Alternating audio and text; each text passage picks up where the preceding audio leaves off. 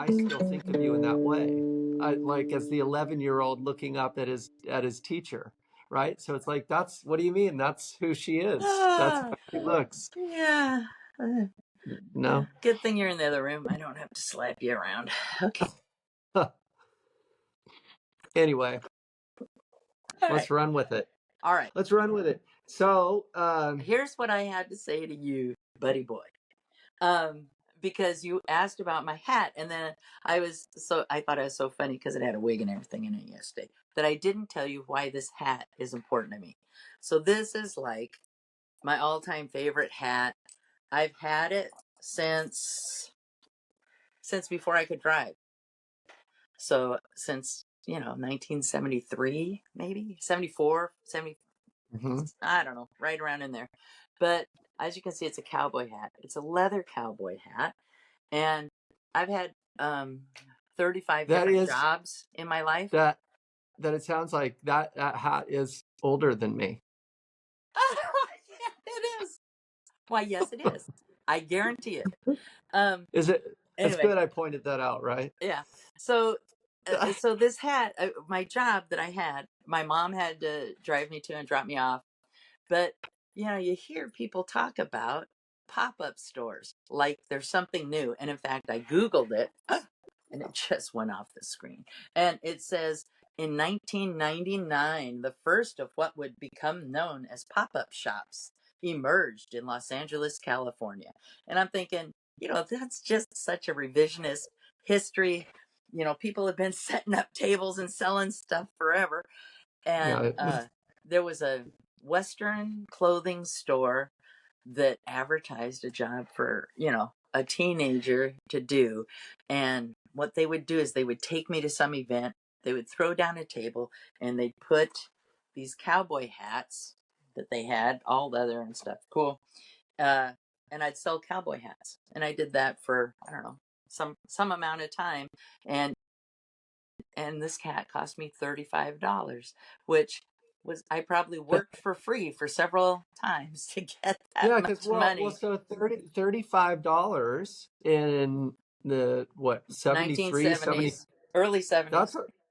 I mean, that's a good chunk of money, isn't it? Yeah. Yes, it was. And so, anyway. So what could you get for $35 in 1973? Well, what I would say is that you have me confused with somebody that's observant about what's going on around them. And if you think I'm self-absorbed now, you should have seen me when I was a teenager. So I have no idea what was going on.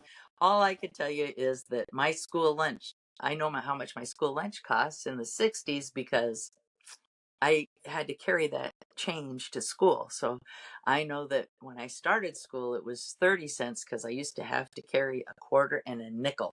And then it was a big deal when by the time I was in 6th grade, it was 35 cents because I had to carry a quarter and a dime. Wow. So that's the only thing I know. Which was actually probably a little bit lighter in your pocket. It was, yes. Than the quarter and the nickel. Hey, so here's what I want to know. You shared something with me a little while ago that I would love to hear you tell me again, because I was trying to wrap my head around it then, and it's been too long now. But you told me that your memory works a little bit different maybe than what most people relay, right? That the way you remember things is different. Do you remember this conversation?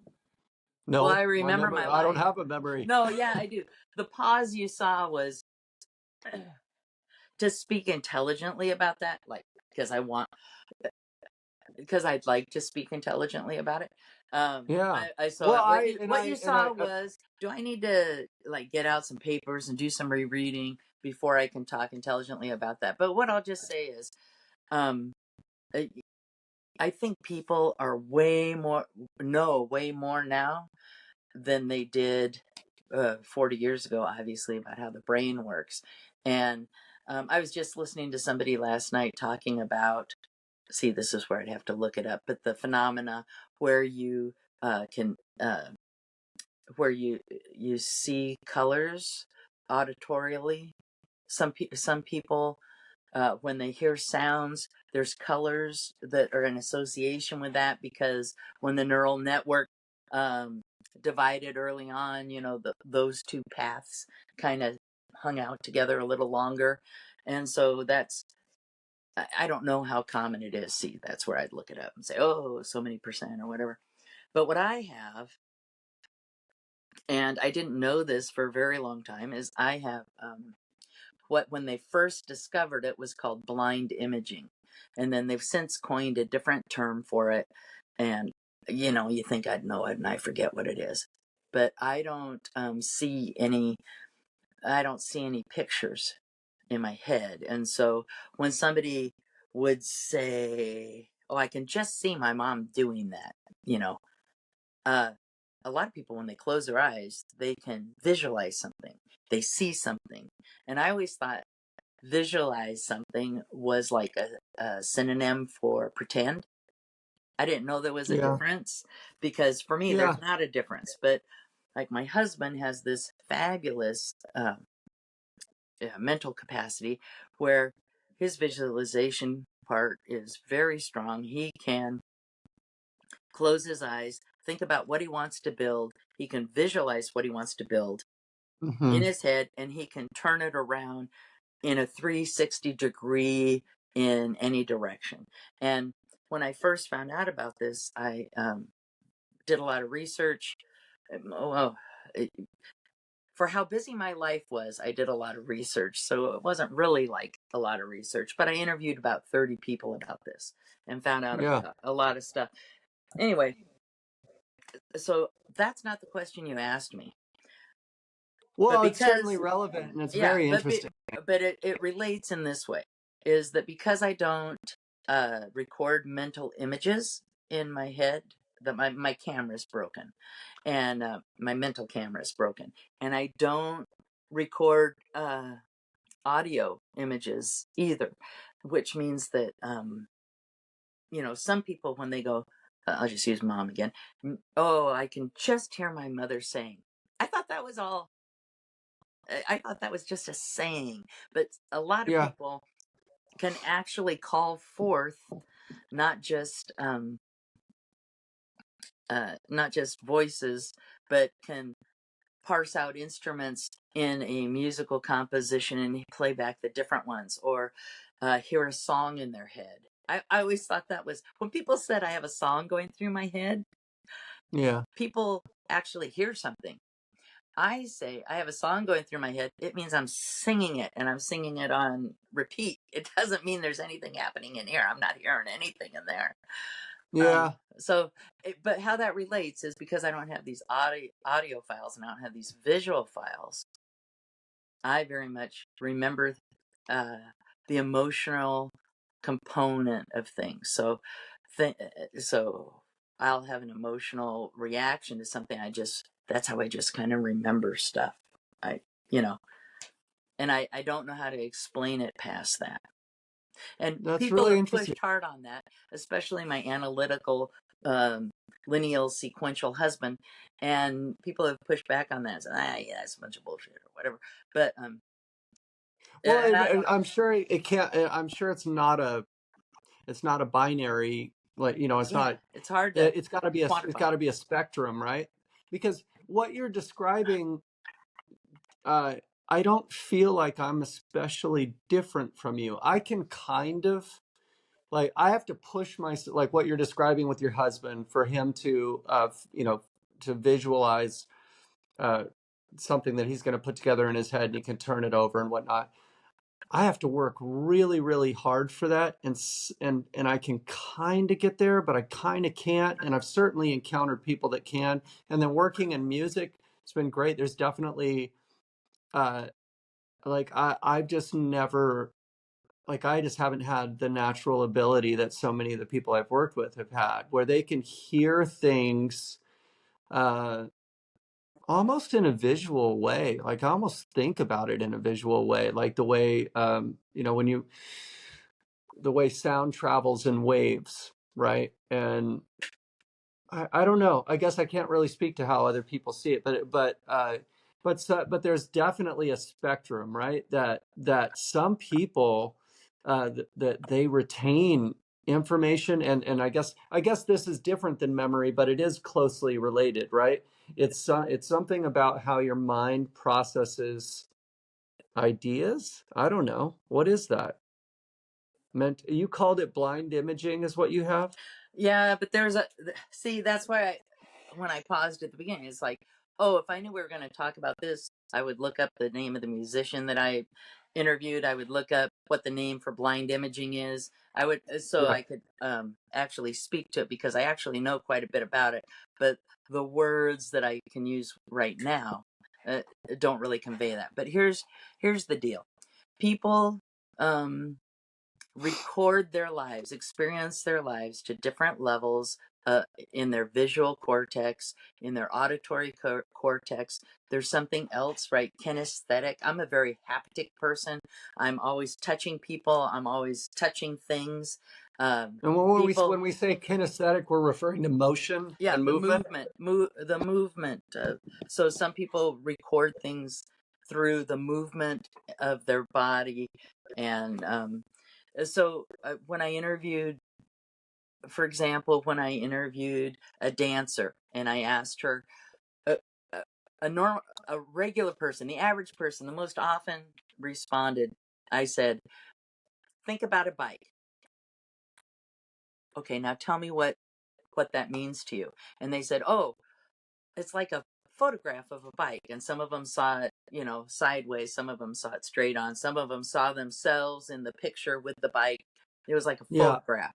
And And then, actually, as you're saying that, and I'm doing it right now, that is what I'm doing. I'm seeing a bike. what color is it? Blue. See, so there's specifics. What kind is it? I would beach cruiser. Yeah. So there's specifics there in your Yeah. visual. Yeah. Yeah. Yeah. So when I asked like a dancer, uh, she was an undergraduate dancer up at Cal Poly Humboldt, and I asked her, same thing. She's like, "Oh yeah." I go, "Well, what are you seeing?" She goes, "Oh well, I can't see I can see the front tire and the handlebars, but I'm going down the street. She's on the bike. She feels the wind in her hair. She's feeling the riding of the bike. She's pedaling. So is And that kinesthesia? yeah, Is that the word you use? Okay. So no. Kinesthetic is a word that can comes from like PE. And kinesthesia is a particular thing that I'd have to look up the definition of. yeah, because yeah, right. So kinesthetic, but I just I assume the root is kinetic, right? Right. So because I don't, it's not a word I ever use, but when you said that earlier, I just assumed it had. But that is an example of kinesthetic. What did you call it? Kinesthetic what? Memory. And that's just what Okay. I've personally called it. I don't know what other people are calling it. So this People. person with a kinesthetic Yeah. memory that you asked this question, they don't see the bike the way I did. They remember the wind going through, They're or pedaling. They're thinking about a bike. They're not doing any of this. Their hair is not blowing back, but yeah. they're thinking about a bike, and that's what they're thinking about. Oh, and of course, each person's different. Some people maybe are just sitting on the bike. Some people maybe are going uphill. I don't Well, know. then even as we talk about it, I recall those sensations. I can almost feel the air moving over my face as you describe it. Is that true for you right now when we describe it? I'm I'm really nothing. curious. What I remember, you go think about a bike. I'm like, oh, that was so cool when my dad took the scouts bike riding. Oh, that was the first time I saw him eat a raw potato. That's where I go. I'm just lost in a web of memories about bicycles, bike riding with Mike and Eureka, and that I don't see anything, I don't feel anything, I don't hear anything, but I have this bikes. I just think love. Oh, we went on that Wallace thing, and Chelsea was there, and Elijah and Michael, and oh, that was so fun. So I just have this bikes. That's a very stuff. Boy, I love bikes. Well, it's a meaning-based memory. That's what bikes have meant to you, yeah, and right? it and Whereas it whereas whereas and my yeah. whereas my memory is looking extremely superficial now. Thanks. Don't make me snarf the coffee. Um, no, but let me give you another example of it because I don't want to get stuck just on that. So,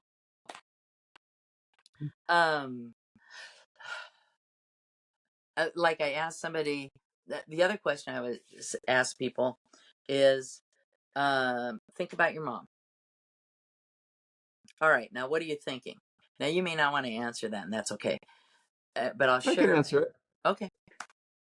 Well, I saw her, but I kind of didn't see her. She passed away in 2020, so not too long ago, but just long enough now where the first image that came to mind is actually from a photograph. It's a still captured photograph that I have that I felt was very representative of her.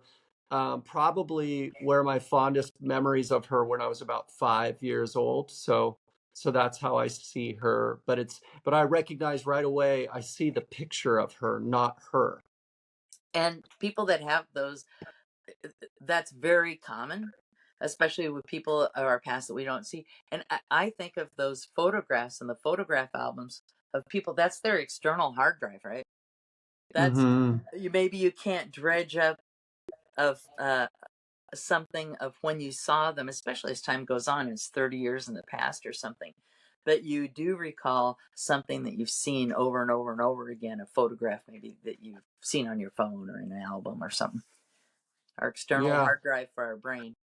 So, Yeah. and a long time ago, years ago, like 20 years ago now, people said, I don't know who said it, no longer are we taking pictures of things that are meaningful. The things we take pictures of become meaningful, because that's what we remember. That was it. We no longer take pictures of things to remember the thing. We take pictures and now we remember that thing, whether that was a significant point in the life or not. Yeah. Well, So, I think it's. Go ahead. no, go. I was going to move just a little bit and just say that the prompt is really significant to the memory. So when you ask me the question, what do you think of when you think of your mom? Um, I got that image real quick that came from the picture. But if it wasn't prompted in that manner, if it was prompted in a different way, like smells are a great example. You can be moving through the world and you encounter a smell, our olfactory. It's closely associated. I don't know if that's the case with you, but generally with most people, right? That smells trigger memories and like strong memories, right? So I could potentially encounter a smell that all of a sudden I would see my mom and it wouldn't be the picture, but it would be like I was in a room with my mom again. And I couldn't tell you what that smell would be, but Right. I'm just trying to make up an example. So the way that that these memories are prompted, hopefully prompts the right word. I don't know. They're requested. Well, see, I don't know. I It was trying changes. to do it fairly scientifically when I started. So I wasn't trying to prompt people with anything other than the same static sentence I'd said to this other person and the same static sentence Mm-hmm. I said to this other person. And what does that prompt to you? What does that come to you? And so some people with a really strong olfactory, because what you say, that's probably my only part that's really working. Like I'll Yeah. smell something, it'll remind me of something. But the That's poor why you asked people, that's why you asked if I was going to shower before I was going out to dinner last night. no, but the but like some people, let's just say, I say, uh, what do you think about when I say bike? And a person might say, oh, and I'm at the beach and I smell the ocean. People that have overdeveloped or a strong olfactory sense, when you just ask them about bike, they don't need the smell to prompt them. They are prompted by the word and the smell comes to them, and I'm at the beach. Oh, and I smell the salt water. And, that's where I'm going with how I'm Yeah. asking people these questions. So, one person I asked, you know, think about your mom. Now, what do you see? And this was another example of a kinesthetic person. Oh, I'm on the couch. My head's in her lap. Oh, I feel it. She's stroking my hair back behind my ear. Oh, I just love it when she does that. And they could Wow. feel this on their See now, scalp. and that never would have occurred to me, but now that you say it, I can actually draw up a similar memory, because Yeah. there is something that is. I feel like I do that to my son now too, and right, maybe we all have that where you kind of run your hand through your child's hair. Do you know? So something I want to say before we move away. So this is at one point we said, what is metacognition? So this is metacognition, thinking about thinking, and that's what we've been discussing the last few minutes. So if you want to talk about I love hair. I always wanted to date a man with long hair. Oh my God, I love long hair. And a sadness for me, a tragedy in my life, is that my husband, his favorite haircut is a number 2 buzz cut. Oh And no. couple that with he hates his hair to be touched. So imagine, if you will, the young Virginia. Yeah. Oh, I would never have ever lived for 40 years with somebody who I couldn't just do this to. I just think this is so loving to do to another human, and Yeah, it it gives me is. It such is, right? pleasure. And, I'm realizing I said it about my son, but it is very much you reach over, it's you twirl your lover's hair, and yeah, oh, uh-huh. sorry. Yeah, that's a really intimate thing. Yeah. And you know Huh. what? If that's all I've got to complain about in my life, how lucky am I?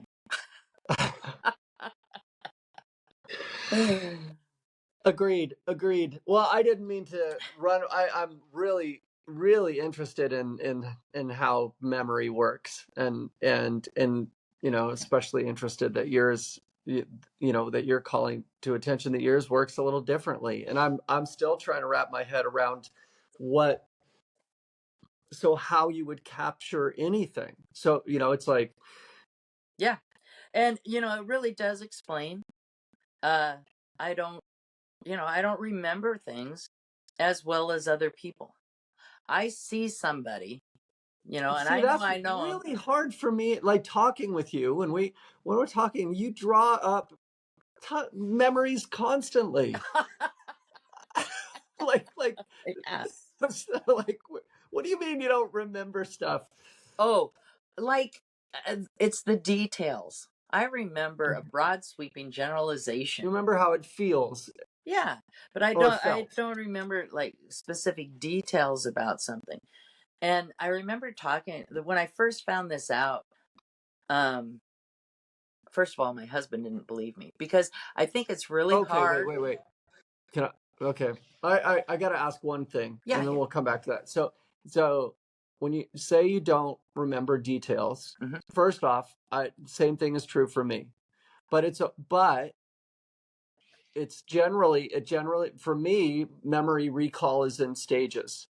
So when you first ask me for something, I can't hardly remember anything about it. But if you get me to start talking about it, all of a sudden, it's like you can tap into a well. Was like, and then like, not always, but generally, there's a lot more below the surface than we realize at an immediate Well, or immediately, right? and a brain, yes, to some extent. But remember that people that want to remember something um, may recall something that may or may not be true to the situation, and becomes Oh, how they've absolutely. looked back at the situation, and the details, you know, are a little Well, suspect so like in that some quote, areas. that quote that we talked about briefly yesterday, and I didn't even realize that that's what you were referring to, from my old post about shared experience. Elizabeth Loftus's book, if that's how you say her name, The Myth of Repressed Memories, is very much about this thing that you're pointing at right now, is that what we recall, uh, well, it's just the nature of memory in general. Like we tend to walk through the world thinking that our memory is some kind of recording device, like we recorded something, but that's not at all how memory functions. And it's certainly not when you really take a good look at the way people recall things. Doesn't it has far more to do with the way we want to remember things, the way we choose to reconstruct our past. It's about creating a narrative we can live with. Oh yeah, yeah. Yes, especially in our weaker, darker moments, we like to Yeah, clean some of that those, up. those are all my moments. So, Weak what and dark. what I would say, uh, I went to a couple of. I was very fortunate at Bridgeville School. They were really into some very progressive ideas about education. I was sent to a couple of brain conferences where there were actually medical MDs, researchers that for a weekend that were talking about, savants and brains and how brains develop and how people think. And so I'm sitting, imagine if you will, I'm a grown woman. I've been teaching maybe, I don't know, 15 years or something. And Yeah, I'm in the audience, and all of a sudden, this guy, Sachs, Oliver Sacks, yeah. is up I've on the read a bunch of his stuff. stage, and he's talking about there's this less than 1% of the population that doesn't actually visualize anything. And he's giving us talk, I think, on savants at the time. And I'm like, what do you mean visualized? All of a sudden, and I'm processing all this stuff as Oliver Sacks is talking on the You so stage. you became aware of this from Oliver Sacks in a first person. That's Yes, amazing. as I'm sitting in an audience without any way to process it, without being completely disruptive with my colleagues sitting next Yeah, to me. I'm like, wait, no, wait. People really see things? People really hear things? Wait. What are you even saying? That, my mind's going. yeah. And another example of this, and I so felt for this guy. I've told you before, I really love CGP Grey, and he's a influencer, a podcaster, video maker. He's great, and has a lot of foibles, just like everybody else. But I listen to his Hello Another Internet. I listen favorite to word his of mine, Cortex. since we talk about words, foibles. That's Yeah, good. Can you spell that real quick? I will afterwards. But he was talking about, he had bumped into this idea somewhere, and so he was talking about it on his podcast. And Dr. Brady Heron, who was his co-person for Hello Internet, was like so much the role of my husband.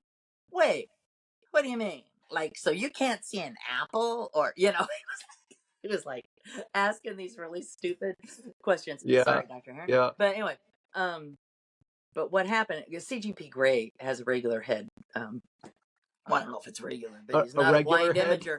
But his dad was listening to the podcast, and his dad is a blind imager, and his dad, His dad hadn't been aware up to that point no, of like saying, he's like 70, because speaking as a person that was that person, you don't know what's going on in other people's heads.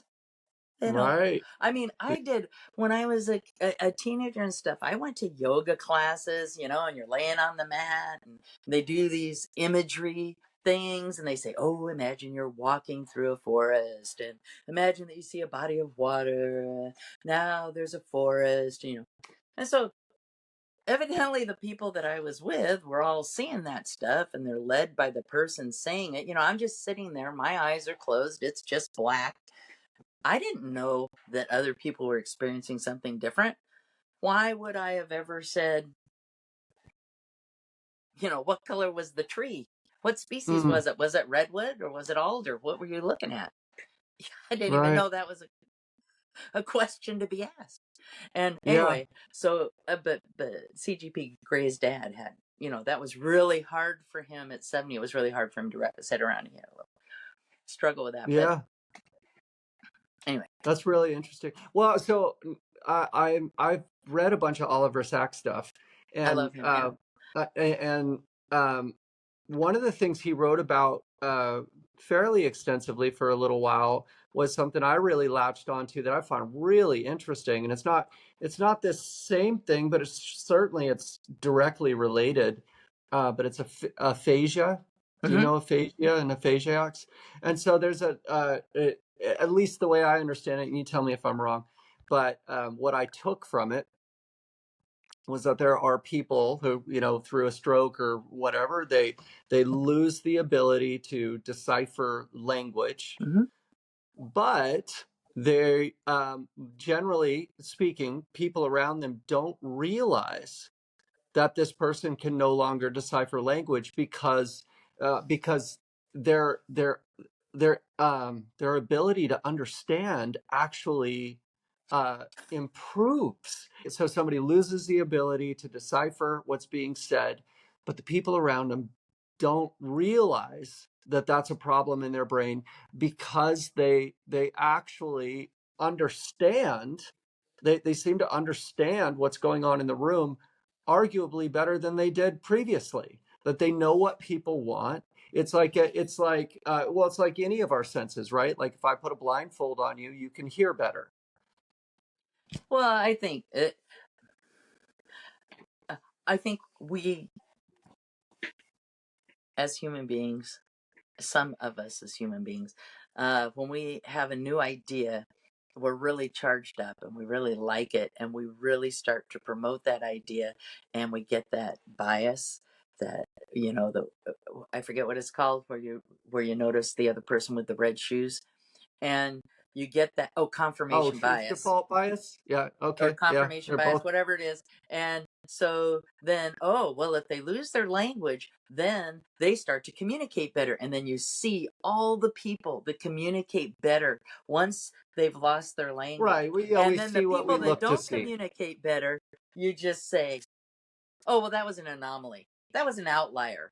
Well, the Yeah. reason that person was, and you excuse that. And so, I don't know if that's true or not, but I think that you and I would both agree, and in fact, you might have already just said this, and so I'm just repeating it for emphasis and agreeing with you, that communication is so much more than language. It's eye contact, it's closeness, it's touching, it's body language. Are we, leaning in? Are we, oh God, Yeah. are our arms folded? Did we turn away? I mean, that, so Yeah. communication is not just words.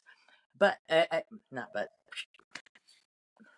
the other piece of Absolutely. that Yep. is, they did so much research, and I keep saying everything's 20 years ago. It might have been 40 years ago. I don't know when it was, but before this moment in time, research was done where they would throw people into the MRI machines, and they would show them math problems, and then Yeah. the brain would light up with oxygen. They would show them Mm-hmm. word problems, the brain over here lined up with oxygen. They'd show them pictures of faces, which is all right here, And so Mm-hmm. they did all this brain mapping, and what they found out, two things of real interest, but one that pertains to this conversation, is that your first primary language is stored in a separate place in your brain than your secondary language.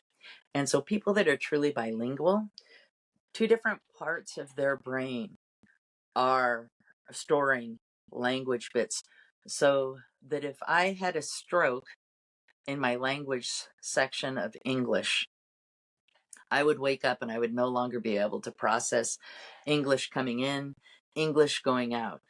And then I would be stuck with my very minimal Japanese and Spanish to communicate with. But people in America, who are notoriously monolingual, they have they then lose their ability to communicate with words. But helps me sleep at night to know that I'll still be able to say no mi mono in it when my English is gone. Well, that I don't have the luxury of that comfort. Well, work on it. But yeah, it would be good for me. Be good for me, for sure. Well, I hopefully have you won't have a stroke. The other I thing. have hopefully.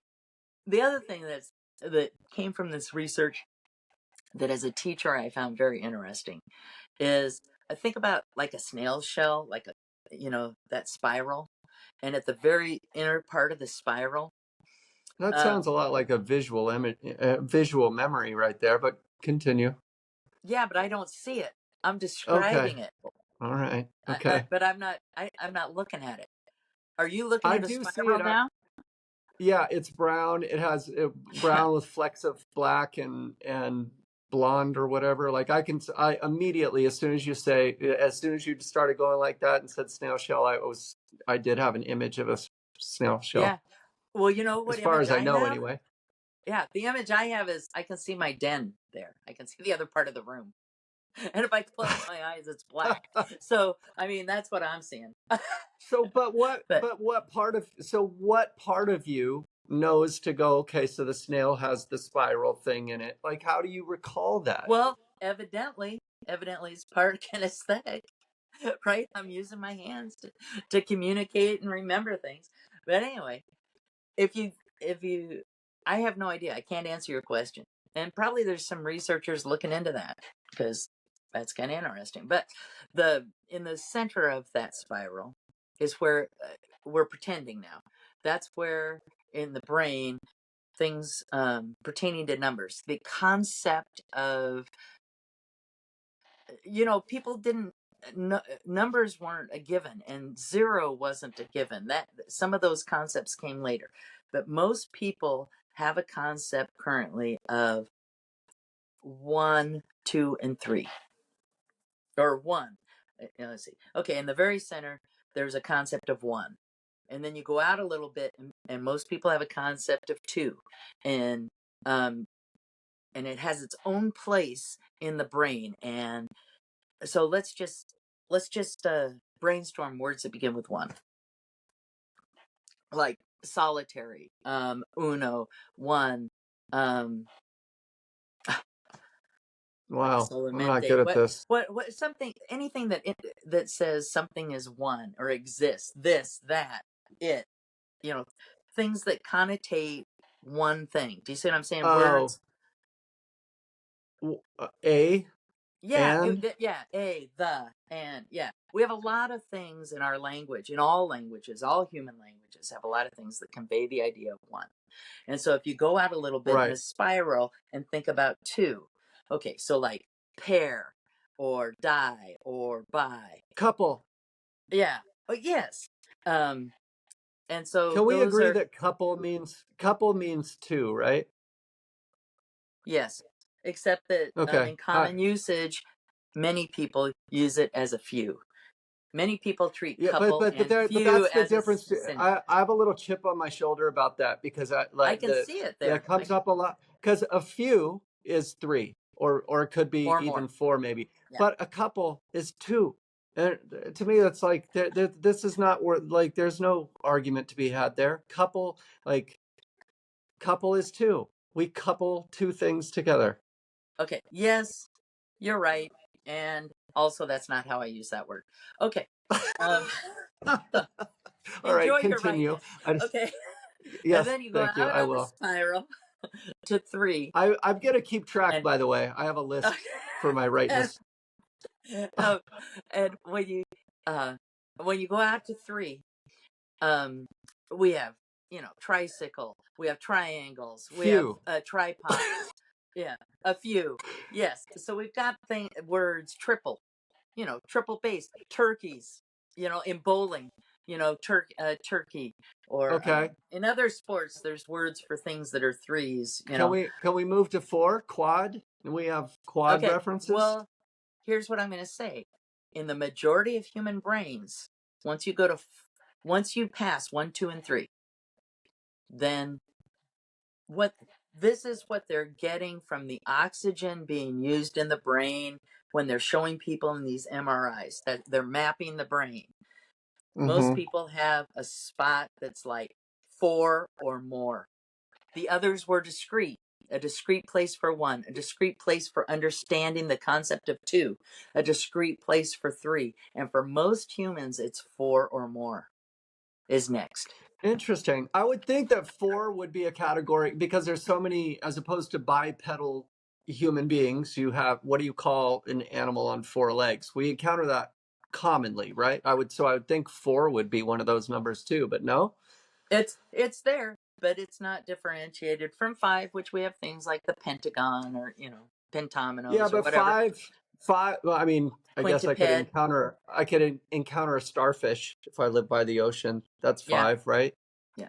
Starfish Yeah. are great. That's a whole nother subject. But the but I'm pretty sure it's the same subject. we're talking about we're talking about the area of the brain. And so, right, Yeah. there's variation. And so, of course, there's some people that only really have a concept of one. And it's very hard for them to conceptualize two. And there's people that it's very hard for them really to conceptualize three. And so, um, uh, but most people, those are good. You got four, but then Oh, there, so you're saying there are people that don't have those designations? right, everything that we're going to talk about with human beings, it's all on a continuum, right? Yeah, Not everybody's the same. You got people that struggle mentally with different of mental course. issues. And Yeah. so you're going to have some of that. And which means that it goes the other way. And so my hypothesis about Ryan is he's one of those people that has not just a section for four, but he has a section for five, and he has a section for six, and he has a section Wait, for Ryan? seven. Our Ryan, yeah. R- Section Oh, for okay. eight, a section I for didn't nine. realize I've that. I've never Is he stuck him in an MRI. I've never shown pictures of him or looked at his oxygen.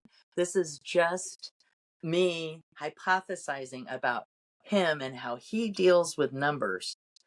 I think he's right? one of the people, and I don't know what the percentage is because this isn't really my field, that of people that have a specialized spot for five, a specialized spot for six, a specialized spot for seven, specialized spot for eight. I don't know how high they have found that they go, and I don't know what the percentage of people are that have that. But there are people that have it. It's not me. Yeah. And all those people that are so ready to go, I'm bad at math. You know, there's a lot of reasons for that, and I rail against that.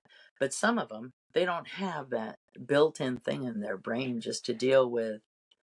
Oh, eightness. Oh, yeah. Octagons, octopuses. Yeah. Oh, yeah. And can't you imagine that in 3 dimension with eight sides coming? Oh, yeah. That feel as comfortable Right. with that and can visualize that, you know? Just, Yeah. Okay. So, what I've taken from this is that you are, what was the term for it again? You are a blind imager. yeah, that's not the real term. And we should, Oh, in your post production magic, you should just flash the real word because I was there on the cutting edge of this. I was in a seat at a conference, at a brain conference, when they're talking about this, and not everybody on the stage is on board with what Oliver Sacks is saying, right? Because this was a brand mm, new idea. Now everybody's jumped on board, and guess what? There's a word for it. So okay. that was like their beta word. Because you Google it and you go blind imagers. There's nothing for it, and Well, surely some old Oliver Sacks. there's not. My niece Chelsea. I told my niece Chelsea this. She just started crying. I'm like, Really? I just found this out about myself because she saw it as a handicap. Oh, I didn't yeah. know I was handicapped, but she just started crying. Oh my God, that means like if I say remember that Christmas tree, you don't see it? No. Right. Yeah. Anyway, and I was like, oh yeah, no, it's not a sad thing. I've had a very nice life. In fact, I would change some of the things I did both as a teacher and as a parent. I had no idea people are still carrying around pictures of things that I've done, that I Well, showed them, that I did. Oh my God, I'm so sorry. here's here's an I find an interesting question about that. So, when you see a picture, you know, a family member from 20 years ago, Mm-hmm. you recognize the person in the picture. Yes. Yes, Brady Heron. Yes, Dr. Brady Heron, I do. Well, but hold on though. Where Yeah. without any memory. I'm just trying to think how that could work. Like, how do you like where does that recognition rise up from? Like, let's say it's somebody you haven't seen in 50 years. Well, we'll make Yeah. 20 years, whatever. So you haven't even thought about them for 20 years. Like, you could show me a picture of someone that I haven't seen or even thought of for 20 years, and I'd go, "Oh shit, I haven't thought of that person in forever." I'd recognize it. Well, I might not, but in theory, I could see it happening. Would you assume the same thing would happen for you, that you could see a picture of somebody that you haven't thought about or seen in 20 years and Well, I don't know about if I hadn't thought about them. I have no idea because I think about everybody. But certainly I would you show me a picture like this is a desk, this is a cup, this is coffee in the cup, this is a shirt. You're asking me a different question. You're saying, do you recognize objects in the world? Yes, this is a computer. no, I'm Yeah, not no, but really, that people are objects. I mean, people are, yeah. So you look at something, you go, oh yeah, that's the house I grew up in. Oh yeah, that's a person from 8th grade. yeah, okay, yeah, I I can don't see know it. how it It's works. I think there's people working on that. AI will tell, they may never figure out how it works, but AI will maybe. maybe that might be one of the areas where AI would especially struggle, I would think. There is a gap for artificial intelligence when it comes specifically to well, meaning.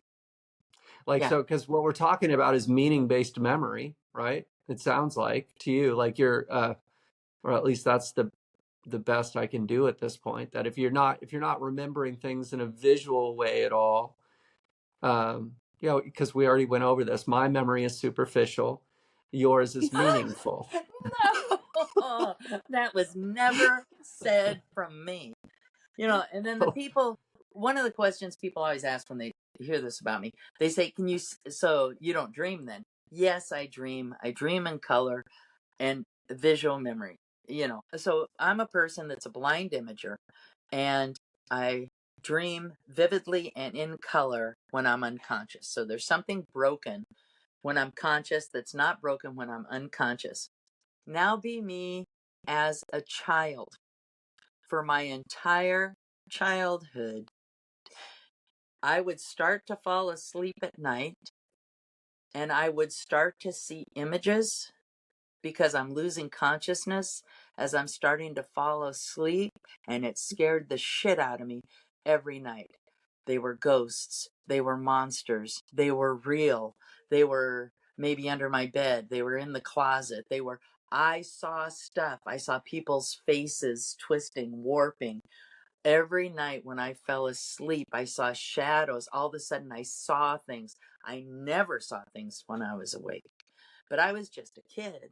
So I just know stuff's trying to get me when I'm falling asleep, and I put the blanket over my head every night, 365 days, scared to death to go to sleep, Hmm. scared to Wow. death to go to bed, because that's when things come out, desks, books, whatever, all of a sudden they're really scared and Right. terrified to go to sleep. So, into my adulthood, still not now. Ever since I learned that I'm a blind imager, it's normal for people to see stuff. So instead of being scared, I start to fall asleep and an image will start to creep in. I go, oh, I'm falling asleep. Now it's Hmm. comforting. It doesn't matter what the image is. Now it's comforting and I go to sleep.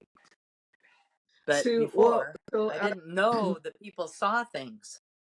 And so I was just a kid interpreting it through kid things, and that stayed with me my whole life. And I was terrified at night, and I was really glad to be married and to be sleeping with somebody that would like protect me at night, because all these bad things happen at night. And Hmm. even when I was teaching, right, even as an adult with the people looked up to and stuff, I was terrified each night to go to bed because something was happening, something extraterrestrial, something otherworldly, something. No, it was just finally being normal. I didn't know it. Hmm. Yeah, it's really interesting. So, would you say this happens every time you fall asleep? As you're starting to fall asleep, you start to see images?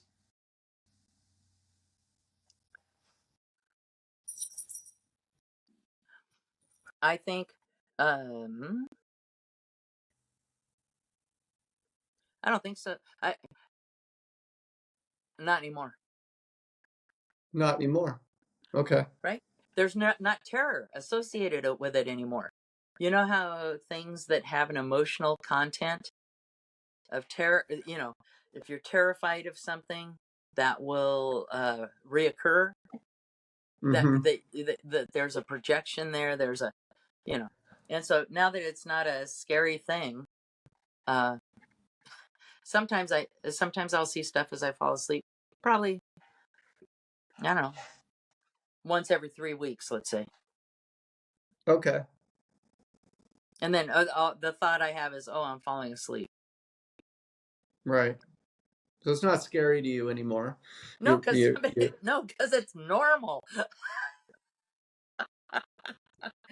You wouldn't think anything about it if you were falling asleep and you saw a bike and you thought about well, a actually, bike and a picture of a bike came into your head. You'd be like, oh yeah, there's a bike. It has yeah, no I call on you. I don't know about that. Like I'm trying to think about.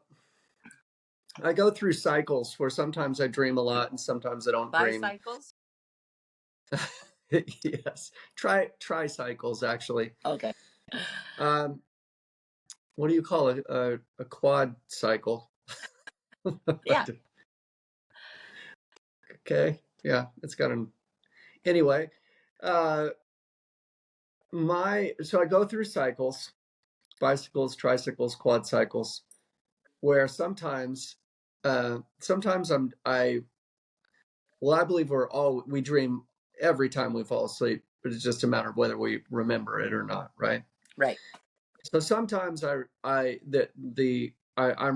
recounting so much. Like my dreams feel really, really vivid. I'll wake from them and be like, it's like revelations I've had about problems I'm working on. I'll see things. Sometimes I see language and words in the air when I'm Oh writing a wow. lot. Yeah. Wow. So one Wow. of the one of the coolest words, it sounds like nothing, but was a really profound moment for me just in my evolution as a writer, right? I'm continuing to evolve. But was the word and appeared to me. And it kept appearing to me like in the air, like so I was moving through the world and in this dream space, and just kept appearing like the written in space in front of me, and I still remember it really clearly, and I wrote a bunch about it in my journal. I should go back and look at it because I remember trying to share it with somebody at that time and just getting a lot of silence back. Well, they say people don't really like to hear about other people's dreams, even though they're so significant to us, the individual it's happening to. Right, Mhm. right. Well, but anyway, to get back to the where we started, or to comment on what you were saying, I was trying to think about what it is to me when I'm falling asleep, and whether it's true that I actually encounter images as I fall asleep. Because for me, there have certainly been occasions where the things I've visualized in dreams have been so real that I've woken up confused as to whether something happened or whether I dreamed it. Me That too. doesn't happen a lot, but that does happen. That is generally not the case, though. Usually, anything I visualize in that space, I'm kind of aware. Like it's a different. I'm aware that it's meaning I'm kind of aware it's a dream space as opposed to this space. Uh, and I'm not really sure how. Like as I'm trying to put my finger on it now, there's something surreal about it. And maybe you know what it is for me. And I don't know. Didn't we talk about the word anachronism Yeah, yesterday? yeah, or the day before. Yeah. And actually, I had an official like a real kind of date night last night. That was fun. We went to a movie that I can't remember the name of, and I wanted to recall it to talk about it with you today. So I asked her. She didn't remember the name of it either. Great movie, apparently. Was Anyway, Gladiator. no, it Oh, wasn't. okay. It was supposed. I thought it was getting in for a rom-com. Like I went over there, we had dinner together, and she's like, "Hey, you want to go out to a movie?" And I thought we'd have, and I thought she said like rom-com, like it's like, Yeah. and I was like, "Yeah, I never do stuff like that." And that's what you do. You go out, when you start seeing someone, right? Like that'll be fun. Let's do that.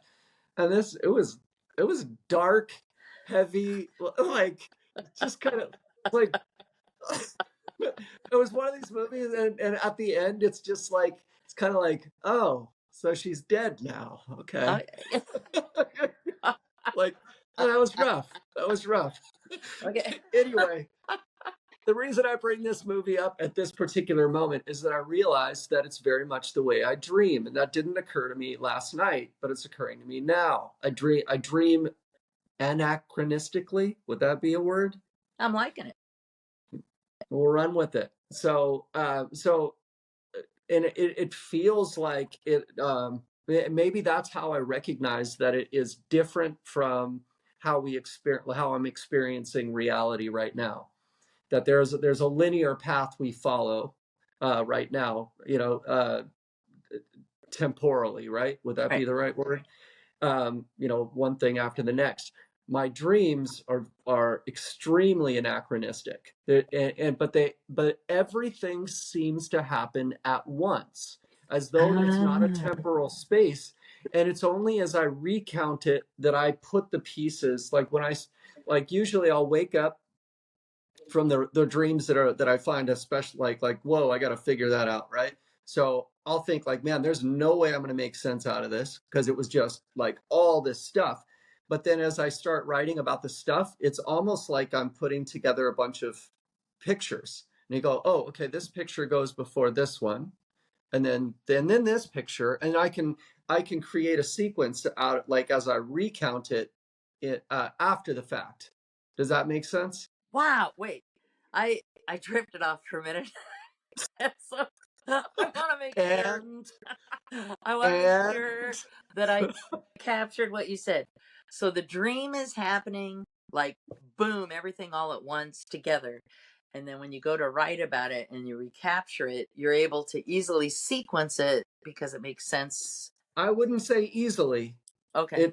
It seems impossible when I start, but as I make the effort, it lays itself out for me. And it's Okay. very much that same I think we talked a little bit about writing and getting into what's essentially a flow state, right? When I Oh, first yeah, sit yeah. down to start to write, it feels really difficult, like I have nothing to say. But if I just stick with it, and the wheels start turning, and it's almost like I'm receiving information at a certain point, and that's that same process is true for me decoding my own dreams. That I've actually had, certainly the biggest revelations of my life have come from spending an hour or two trying to decipher. It's not even that I'm trying to decipher the dream. If I just try to recount it, I'll end up recount it in a written way in a journal. At first, it seems entirely impossible, and then that flow state. If I can move into that flow state, it will reveal itself to me, and I can read it back, and I'm just like, wow, this is huge, and I know it sounds like No, it sounds very hyperbole. Jungian. It does sound very Jungian. Oh, Jungian. I don't know. Excuse me. That's how I say it. There's that in Dostoevsky. Yeah, that's very cool. I, I had something to say, but I was listening to you, and so I forgot what I was going to say. Oh, I know. When I have a dream, because you were saying that you don't know how you know it's a dream, and so this was in response to that. That a lot of times, if I'm in a dream and I do have like nightmares of bad things happening, I can tell it's a dream. I don't know why I know it's a dream. And I go, this is a dream. Wake up, wake up, wake up, wake up, wake up, wake up. And I wake up and thus stop the bad things happening.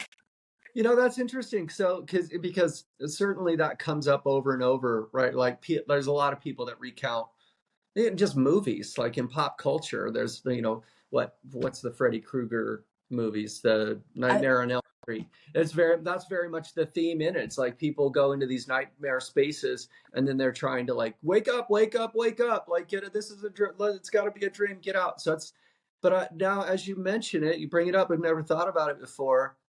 I have certainly like some of the nightmares that I've lived with have been really, really difficult from a very young age. And actually, we could get into this. It's very it's interesting. I think it's interesting. Uh, but I'm realizing now that I've never once had a sense that I could wake up and get outside of my dream. When I'm in my dreams, when those kind of dreams, when I wake, I'm still very much like terrified when I wake, and it takes me a minute to realize like, oh, that I was dreaming and now I'm not. Thank you for that. Well, I'd say that's how the first part of my life was. And then, but after the brain conferences and stuff, and I realized that I was dreaming when I saw images, then it was very clear to me, if bad things are happening, I can stop this. Because Huh, this isn't, if I can see it, it's not real. right? What? Yes, exactly. Yeah. If I can see it, it's not real. Yeah, I could see how that would be a stabilizing force in your life. Yeah. Whatever I see is not real. In my mind's eye, such as it is. Yeah. Well, but the thing is, where's the difference? Really?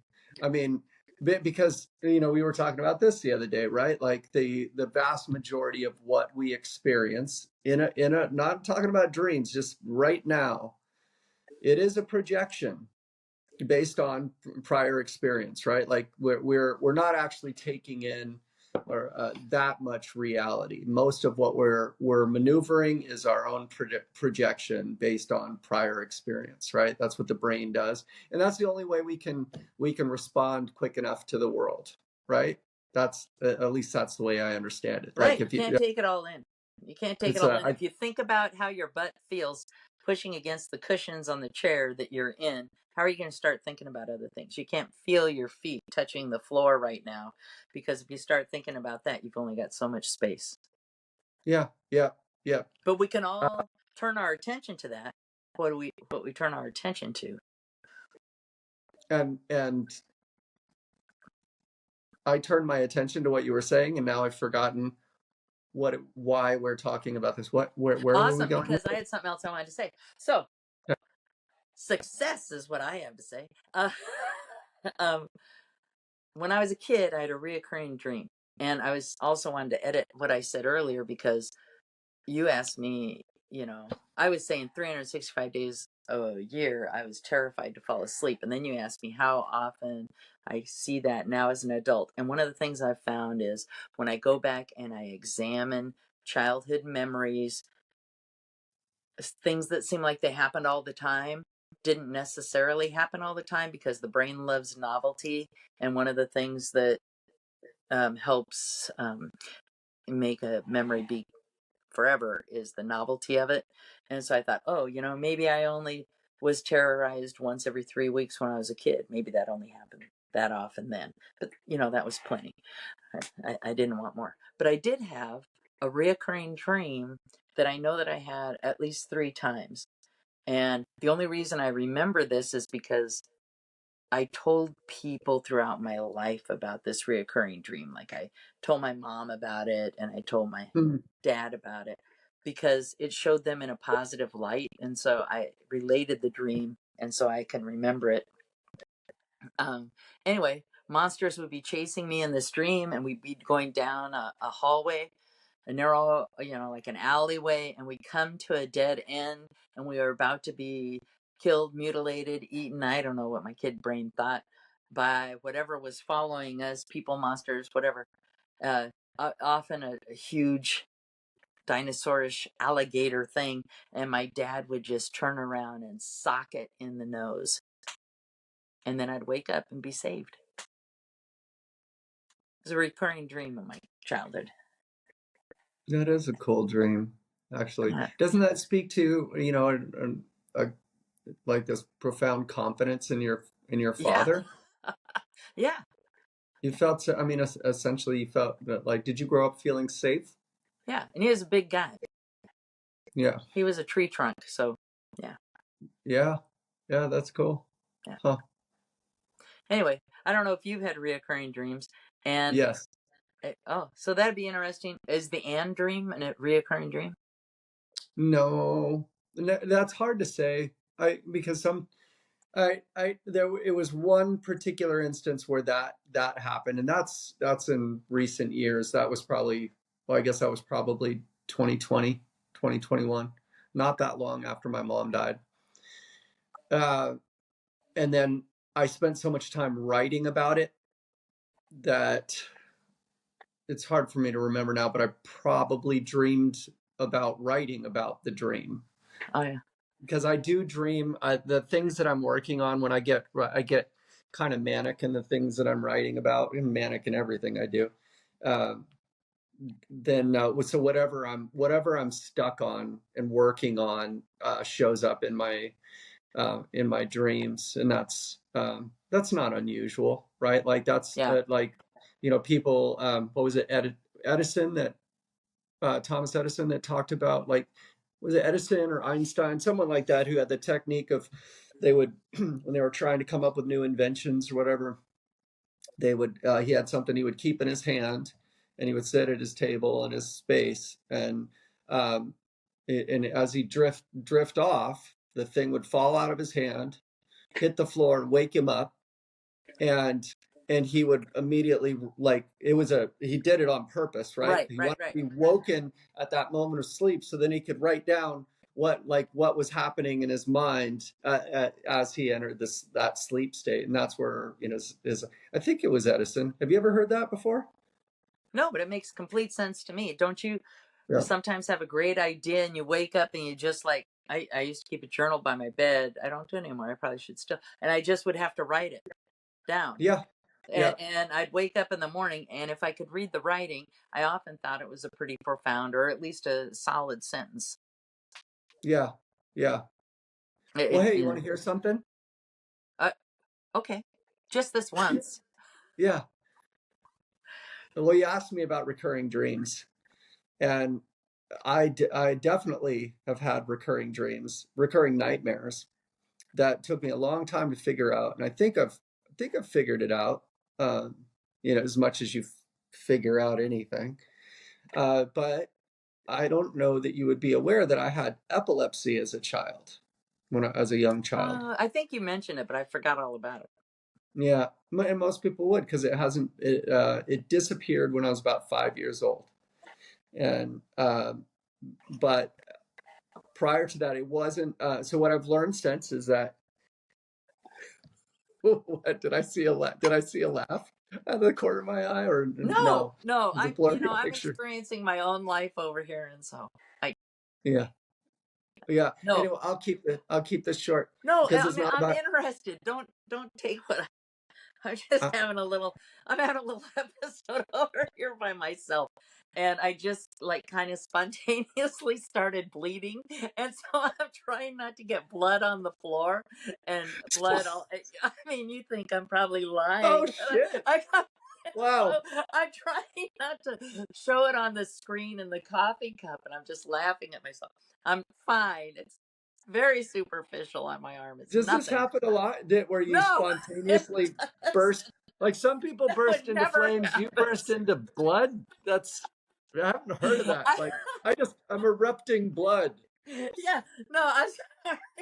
It was, I just bumped my arm, and you know, the elderly people that might be listening to this are relating. Oh yeah, somebody just Well, looks at me. And, your skin gets thinner and more papery as we get yeah, older, right? and so I've definitely noticed it. I've been doing all this work on my house, and like I just like constantly now my hands are bleeding, and I just like and that was like I'm just acting the way I always have, which is maybe a little bit rough when you're doing construction type work, right? But now it's just ridiculous. Like I can't have this much blood around. What's going on? So now I wear gloves.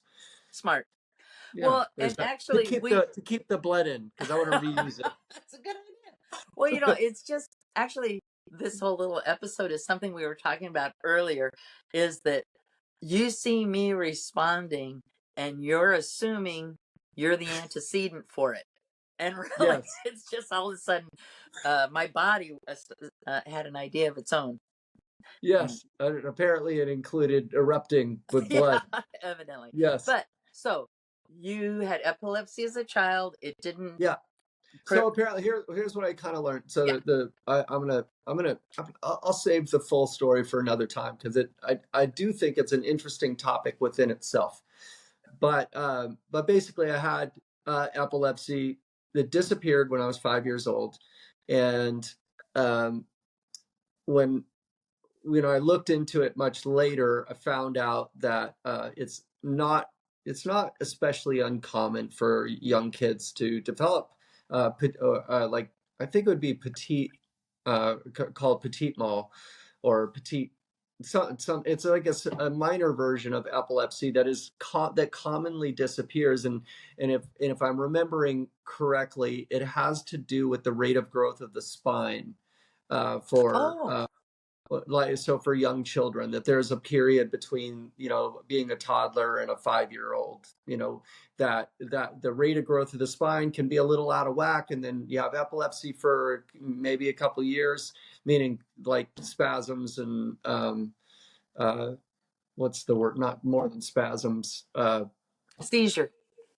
thank you, seizure. So, can you spell that and define it I for have me? no idea how to spell Anyway, but so I looked into it though, and it turned out that I didn't have this petite form. I think it's petite mal epilepsy that's fairly common. That I actually had grand mal it. Oh, epilepsy, wow.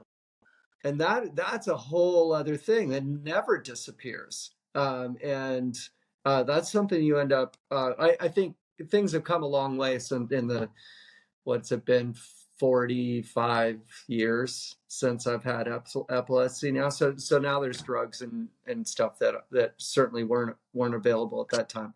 But um, I'll leave all the rest of that for some other time. The thing is, for when it comes to recurring nightmares, I've had these recurring sequences that are horrifying to me. That as I try to relay them to people, that they don't make any sense because they live in a space that is something probably more like you're describing your memory. Actually, is that they're the nightmare is in the meaning, less than in the image. Like and the imagery is ineffable. I can't convey it.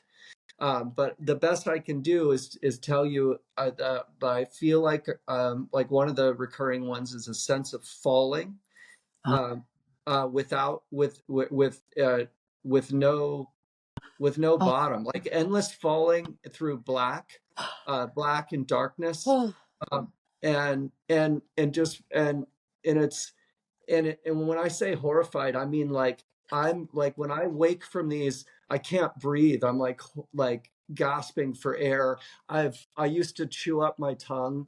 So I like this was what well into high school actually. If freshman in high school, this was still happening. I probably still have a bunch of scarring on my tongue from chewing on my tongue in these dreams. Like that's speaking of blood, like it was common for me to wake up with blood all over my pillow from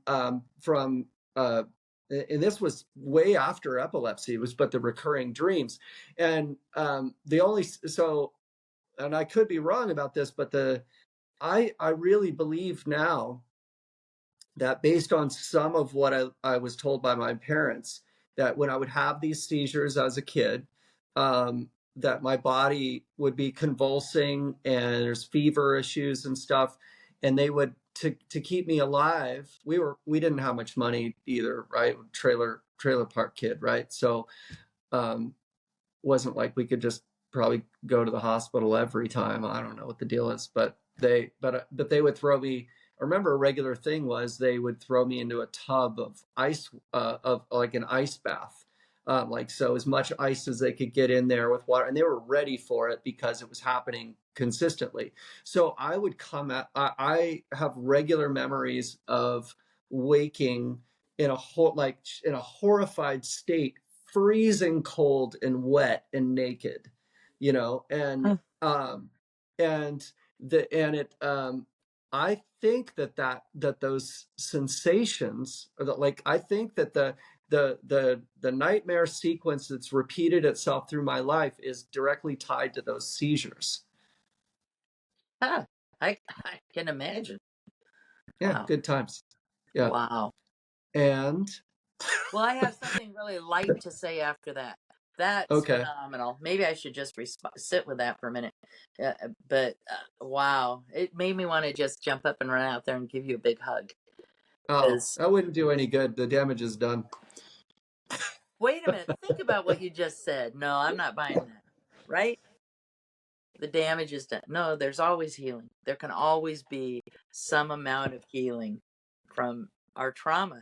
Otherwise, people are just throwing the towel. Throwing the towel now. Yeah, yeah. I make light of it. I make light of a lot of things. That's not true to how I feel about it. Okay. I've actually I'm at peace with it. I don't have those nightmares anymore, but I had them well. They followed me well through high school. I'm trying to, and then I became a very heavy drinker pretty young, and We I call think a that lot. self-medication. Yeah, Yeah. yeah. And those things may have been related. I also may have just been a punk ass teenager that was looking for trouble. Yeah, well, that too. Right. That too. Yeah. That too.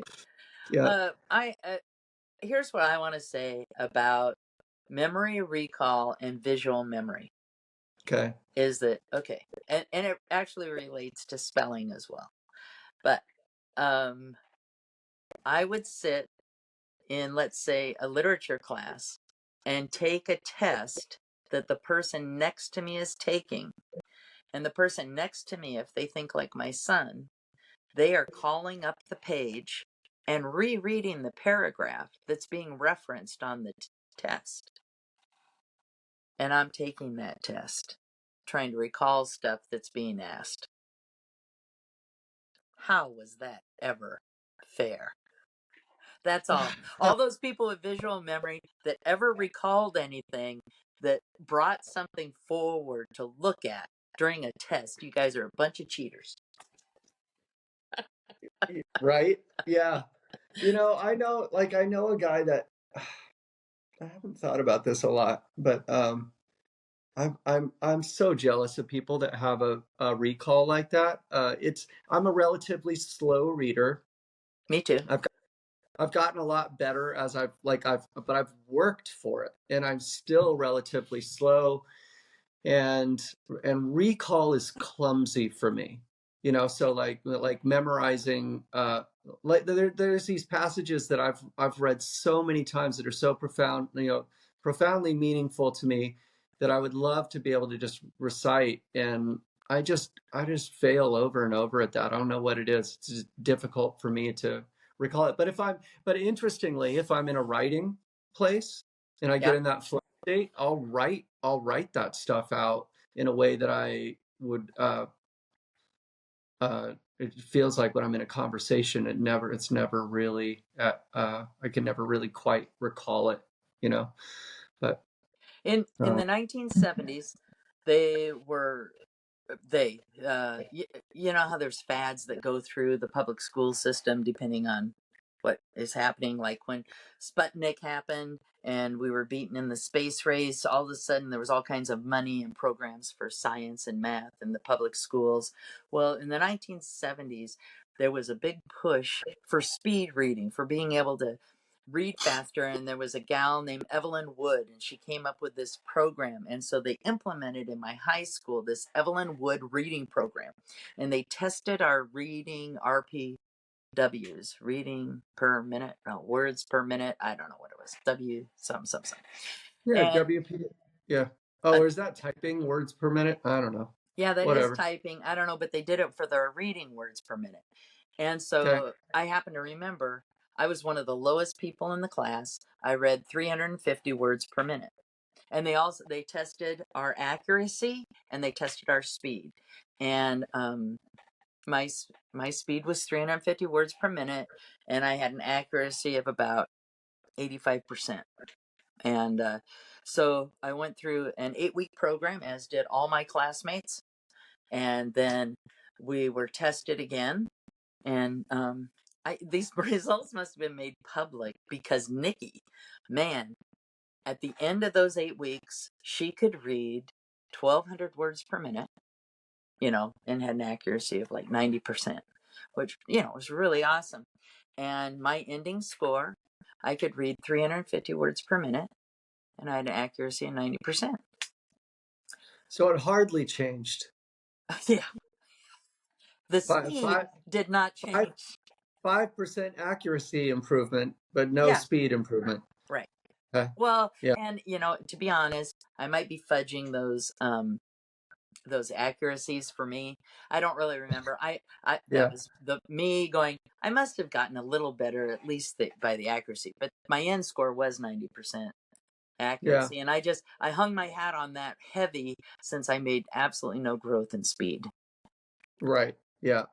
Well, and that's part of it. And I would say like a lot of the, I don't know if it's correct to say the reason that I read slow. I think it is that like it's a reflection of my personality to a certain degree. I'm kind of pretty careful. And so like I'll read like as I'm reading through a paragraph, as soon as I realize that I'm not totally sure what I read a second ago, I'll reread the paragraph. So Yeah. I reread, I'll like as I'm reading, I reread. I always want to make sure that I'm taking like that. Oh, did I actually get that? Did I get that? Did I get that? And that slows me up a lot. Even doing that, like literally, in the course of a page, I might. It's not uncommon for me to essentially read that page 3 times to get through the page, and then still I can't. I don't feel like I can recount it.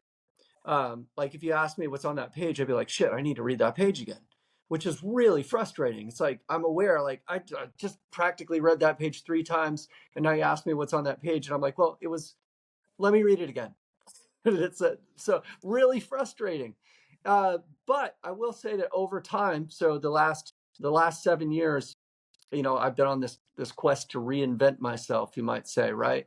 And I wanted to become a reader. I wanted to educate myself, and um, and so I was dealing with this problem I'm describing, where I'm like, a lot of the texts I've tried to read, they're pretty fucking dry. It's just hard reading. It's just like, oh God. So pages that, like, you brought up Nietzsche, or you said Nietzsche. I don't know how to pronounce his name. I'm going to say Nietzsche, but you brought Me. him up. Like, you can, like, a paragraph from Nietzsche, it's going to take me a month. Like a paragraph is going to Oh, be hard. oh You yeah. know, so some of this stuff is just really, really hard, and I was really frustrated with myself for years on end, and it's been a really depressing cycle for me in a lot of ways. And it's only been recently, I would say, that I feel like I'm realizing that subconsciously I've been absorbing way more of that than I've been giving myself credit for. That it comes out in my writing, and I'm surprised. I'm like, whoa, that was in me. I read that like 4 years ago, and I remember struggling with it, but it's there somewhere. Just because I don't feel like I can tap it right away doesn't mean that it's not becoming an integral part of my, I don't know, psyche. I don't know. It's in there, right? Yeah, and you know, that's very interesting, and we've got to quit telling each other that what the other person says is interesting. 'Cause I do find it Well, it's the interesting, but it's mutual admiration club. Is that what we yeah, called it? mutual admiration society. Oh, there it is. What that touches in me, a couple of thoughts. One is I don't think our friend Tandy realized why I didn't want to go to the the scaratorium. I don't want to fill up my consciousness with that. As an early kid, my parents Abs- steered me in this direction, and I have continued it. I haven't seen any of those Freddy Krueger. I've never seen a Halloween movie. I don't yeah, go to see scary movies. I don't put that in my consciousness. I got enough scary stuff in there that I can just make up all by myself. And I don't right. need Mm-hmm. Stephen King, although I admire him, I don't need to go see Cujo. I don't, I know it exists in the world, but I don't want to bring that in any kind of deeper level. So, Mm-hmm. um, so yeah, I can see you cultivating that where you've surrounded yourself with that will roll around in there and percolate up. And yeah, and that's why, I have cultivated my song list very carefully on my devices. Um, because you can get music anywhere fast, with series around or on your computer, YouTube, blah, blah, blah. But if I'm going to subconsciously listen to stuff, I have all positive messaging items on my song list because that's what I want to reinforce and hear and sing when I'm in the shower when I'm not thinking about stuff. So, Yeah. but, No, and then, I think that's really smart. I definitely, I can't say that I've done the same thing. I'm very aware of that, especially as a parent now. Now I think a lot about that with what I allow my son to be exposed to, and then and I think about it like I think that what kids are listening to uh, is far more detrimental to their development than we generally give credit, or it has been. That there is, there's this general attitude. It's like, well, my kid's got a good head, head on his shoulders. It's okay. They know that you don't actually treat women this way or whatever. Like there's but the thing is, subconsciously, you're filling your head with messaging everywhere you go. And that's what's so dangerous and disruptive about this advertising culture that we live in, right? Like we're constantly, uh, messages are just being shot at us from every direction. And you don't even have to be aware of them, like conscious of it, for it to get lodged in your subconscious. And again, that truth default bias is a big deal in this case, right? So all these ideas get planted in our heads just by being exposed to them, and you don't realize that becomes the foundation for your, essentially, for your relation to the world in general. So anyway, I yeah, think it. and I didn't really, um, I hadn't really ever thought about it until I went to those brain conferences that I was telling you about, and they were saying, and one of the things that they said is, and I could look up who all was talking, but I don't know what each person said. But one of the experts said the subconscious doesn't have a sense of humor. You send stuff, you say stuff, but the subconscious just takes it in without realizing the sarcasm or the, you know, Yeah, and yeah, so, I mean, I'm a very sarcastic person. I was raised in a sarcastic family. I really enjoy that. But I also know that I can't speak that way to other people, yeah, just off the cuff. yeah. Although I yeah, I haven't been very good about that actually. That's one of the with my uh yeah, um, I've I've been too like through the course of my life I've been too sarcastic, too dry with my humor in ways that have upset a lot of people, and I didn't really care for a long time. So hopefully I'm a little bit more aware of it now, and trying to I don't want to be someone who tiptoes around people, but I understand that, sarcasm in particular, uh, it it's not understood as sarcasm yeah. when you're dealing with people you don't know, like a lot of the time. I get excited about new people I meet that pick up on sarcasm right away. I'm like, we're gonna be friends, but it's certainly not everybody.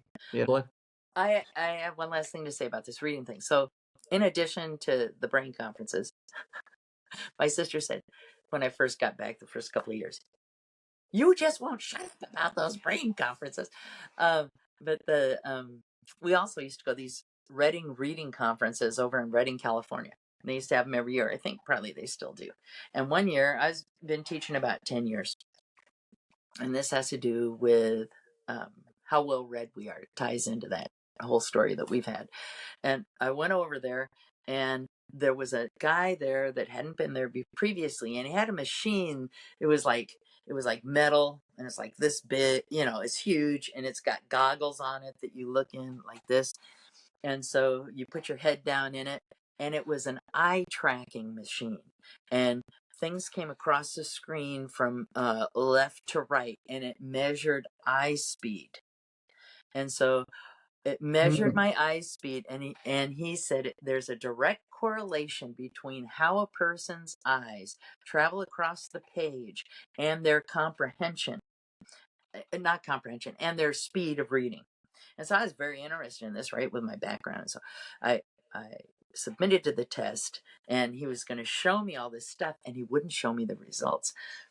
And I had to press him to show me the results because I know my background. He doesn't know my background. He's at a teacher thing trying to sell something to teachers and to school districts.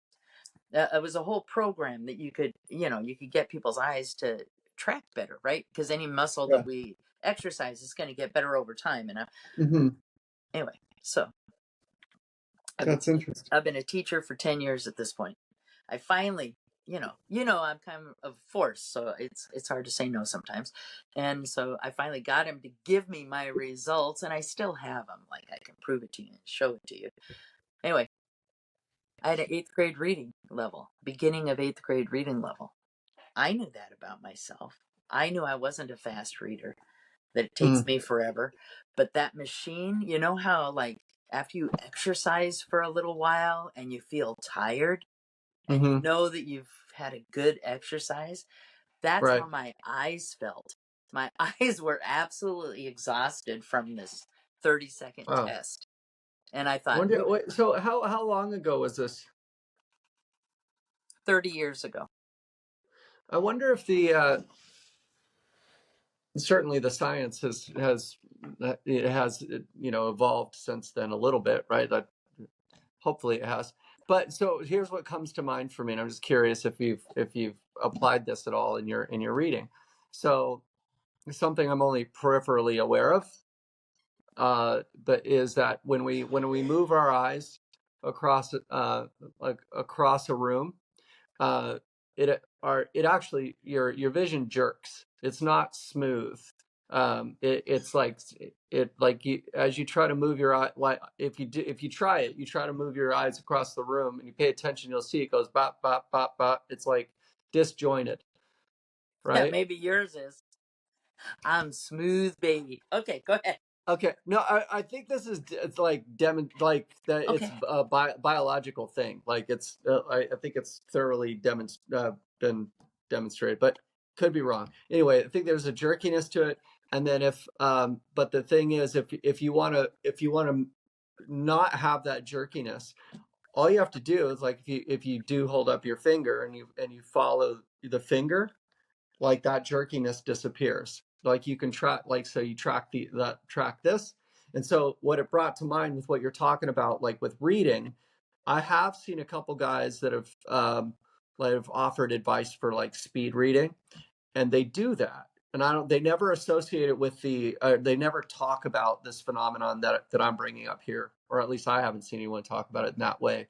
But I just realized, as you were saying, it was like, oh, well, if it's a tracking thing and your eyes are jumping across the page a little bit, it can be disorienting.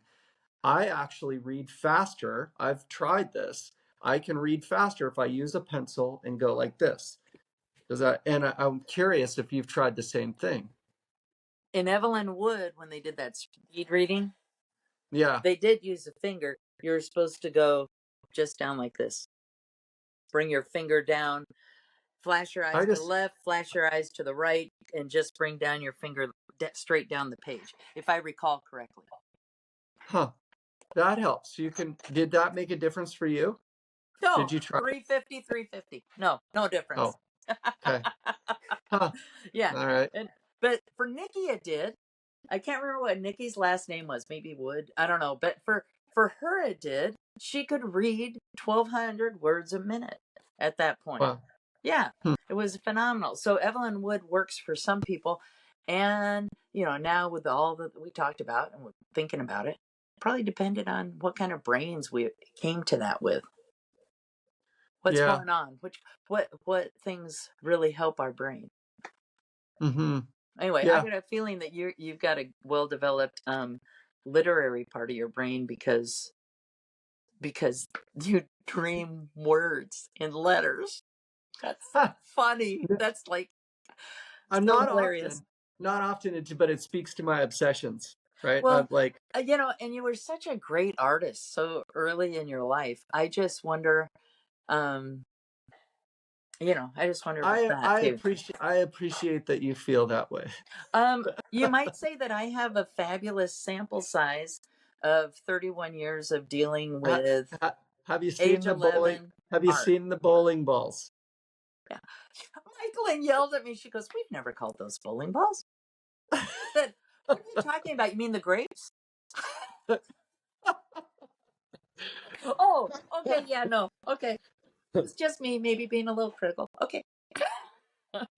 That's what I don't know where you got that, but I always have the same sensation. Like when I look at it, I'm like, this is fucking bowling balls. Like this, like, damn it. Did you like Josh looking at it? I mean, was that fun for you? What did you think as people are admiring your 11-year-old art? They're Well, looking at it on the wall. at this point, it's I don't even associate it with me anymore. So it's weird. Like people are like, looking at it like, oh, you did this. Like I have no idea who did that. Whoever did that died like 30, 40 years ago. You don't ever feel that way about like, I mean, you were talking about your writing, reading something you've written that's been, it's in, what was it in? Oh, Yes, we took yes, the yes, file. yes. It was And something that like Suzanne and Jim you sent don't me. even Yeah, associate it with it anymore. You're like, yeah, that's not right. yeah. Whatever. That person, Right, I don't know who right. wrote that. So Yeah. Which is, that's the problem with technology as it exists today and people not being able to cut loose from things that were posted in social media that is so not who they are today. yeah, And yeah. people holding them to an old standard that that they have trouble growing past because people are still shoving them back there. Because I tell you what, we as human beings, we really like to pigeonhole people. I mean, it's one of our favorite pastimes. Yeah. Well, it's rooted in control. It's about trying to. Well, we should talk about this in our next. Yeah. Well, let's put a bookmark here Yeah. because I Now, think it's so a you've got great topic. all 8 things that we're going to talk about next written down. I just, I just Oh stopped yeah, talking. oh yeah, here, right here on my. Yeah. Got it. Okay. Well, you got it kinesthetically then. And you'll dream about it later. It'll be good. Oh yeah, oh yeah. Maybe. I enjoyed this very much. I think maybe we get in the habit of having a proper like send off at the end of these. Just Oh, like, hey, yes. this was a nice talk. Thanks for your time. Maybe we'll do it again sometime. What do you think? Love you. See you. Bye. Bye. No response. Oh, that hurt a little bit. What do you mean? I said, love you, see you, bye. That's No, not a. I said, hey, maybe we could do it again sometime. You're like, love you, see you, bye. Oh, God. Just what is put out. It's never what's heard. Okay, wait. All right, I got it. Daniel, I so enjoyed our conversation today. I am so looking forward to your words of wisdom.